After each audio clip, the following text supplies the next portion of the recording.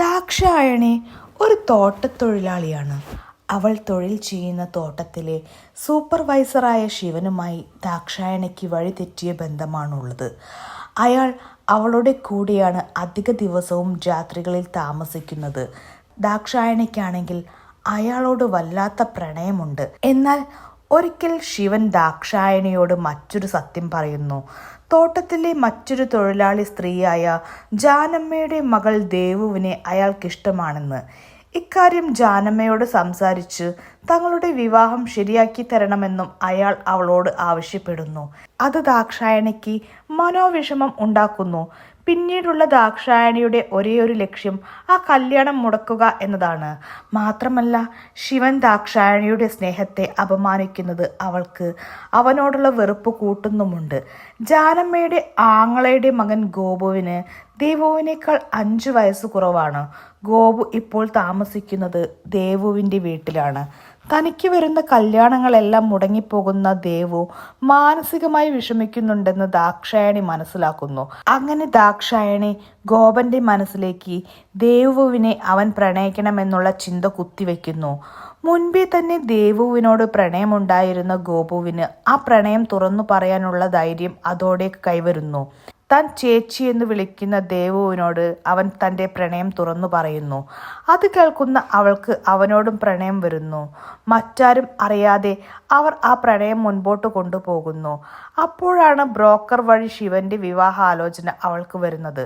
ജാനമ്മയ്ക്ക് ആദ്യം ആ ബന്ധത്തിൽ വലിയ താല്പര്യമൊന്നും തോന്നിയില്ല. എന്നാൽ ശിവൻ ജാനമ്മയോട് മനസ്സ് തുറന്ന് സംസാരിക്കുന്നതോടെ ജാനമ്മയുടെ മനസ്സ് അലിയുന്നു. എന്നാൽ ഇതിനിടെ ദേവുവും ഗോപുവും തമ്മിലുള്ള പ്രണയം ജാനമ്മ പിടിക്കുന്നു. ജാനമ്മ ഗോപുവിനെ വീട്ടിൽ നിന്നും പുറത്താക്കുന്നു. അതോടെ ദാക്ഷായണി ഗോപുവിന് അഭയം നൽകുന്നു. അന്നു രാത്രിയിൽ ദാക്ഷായണി തന്ത്രപരമായി ഗോപുവിനെ ശാരീരികമായി കീഴ്പ്പെടുത്താനും ശ്രമിക്കുന്നു. ആ ശ്രമം വിജയിക്കുന്നു. അതേ രാത്രിയിൽ തന്നെ ആരും അറിയാതെ ഗോപു ദേവുവിനെ കാണാൻ അവളുടെ വീട്ടിൽ ചെല്ലുന്നു. തങ്ങൾക്ക് മറ്റേതെങ്കിലും നാട്ടിലേക്ക് ഒളിച്ചോടി പോകാമെന്ന് ഗോപു അവളോട് പറയുന്നുണ്ടെങ്കിലും തൻ്റെ അമ്മ ഒറ്റയ്ക്കായി പോകുമെന്ന് പറഞ്ഞ് അവൾ അതിന് വിസമ്മതിക്കുന്നു. പക്ഷേ അവൻ്റെ വിഷമം കണ്ട ദേവു അവനോടൊപ്പം നാട് വിടാൻ തീരുമാനിക്കുന്നു. അവർ ഒളിച്ചോടിപ്പോകാൻ ഇറങ്ങുന്ന ആ രാത്രിയിലാണ് ശിവൻ അവരെ കാണുന്നതും ശിവനും ഗോപനും തമ്മിൽ ഉന്തും തള്ളും ഉണ്ടാകുന്നതും. ബഹളം കേട്ട് ഓടി വരുന്ന ജാനമ്മ അവളെ പിടിച്ചു വലിച്ചു വീടിനകത്തേക്ക് കൊണ്ടുപോകുന്നു.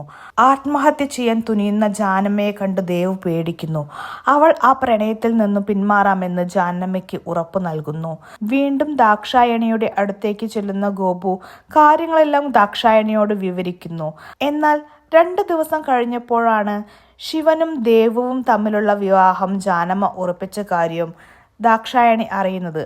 അവൾ ഇക്കാര്യം ഗോപുവിനെ അറിയിക്കുന്നു. തനിക്ക് അവസാനമായി ഒന്ന് ദേവുവിനെ കാണണമെന്ന ആഗ്രഹം ഗോപു ദാക്ഷായണിയോട് പറയുന്നു. ദാക്ഷായണി അത് സാധിച്ചു കൊടുക്കാമെന്ന് ഏൽക്കുന്നു. പറഞ്ഞതുപോലെ ദേവു അവനെ കാണാൻ ഒരു രാത്രി വരുന്നു. ആ രാത്രിയിൽ അവർ തമ്മിൽ സംസാരിച്ചു വേർപിരിയുന്നു. അന്ന് രാത്രിയിൽ ദാക്ഷായണിയുമായി ഗോപു ശാരീരികമായി വളരെയധികം അടുക്കുന്നു. പക്ഷേ ദേവുവിനെ മറക്കാൻ സാധിക്കാത്ത ഗോപു ഒരു രാത്രിയിൽ ശിവനെ കുത്തിക്കൊല്ലുന്നു. താൻ ശിവനെ കൊന്നെന്ന് ദേവുവിനോട് പറയുന്ന ഗോപുവിൻ്റെ യഥാർത്ഥ സ്നേഹം അവൾ മനസ്സിലാക്കുന്നു. ദേവു അവനോടൊപ്പം നാടുവിടുന്നു. അവർ 2 പേരും നാടുവിടുന്നതോടെ സിനിമ അവസാനിക്കുന്നു.